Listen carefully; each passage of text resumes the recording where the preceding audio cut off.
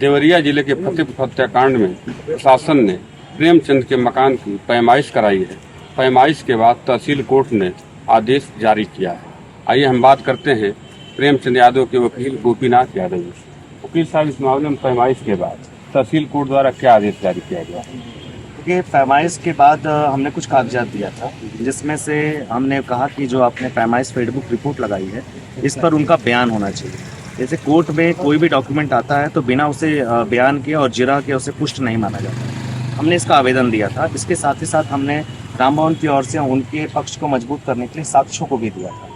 साक्ष्य का एक एप्लीकेशन दिया है कि उसमें प्रस्तुत सारे साक्ष्यों को दिए थे, लेकिन उन्होंने और आपत्ति भी दिया था, लेकिन उन्होंने इसका सुनवा न करते हुए उस पर एक अंतिम आदेश पारित कर दिया है।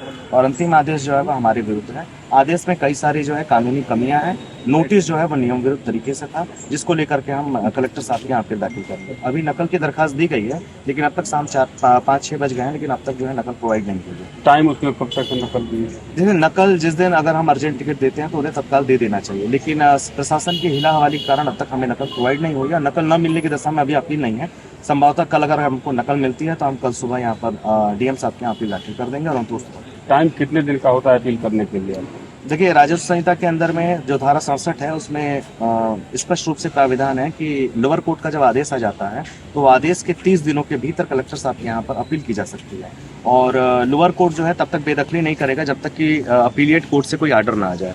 और अपील जो है वो 30 दिन के अंदर होना है, और 30 दिनों तक वो बेदखली नहीं करेंगे। हम तत्काल इसके अंदर अपील करेंगे और अनुतोष प्राप्त करेंगे कि महोदय जो है नियम संगत रूप से वहाँ कोई कार्रवाई नहीं की गई है।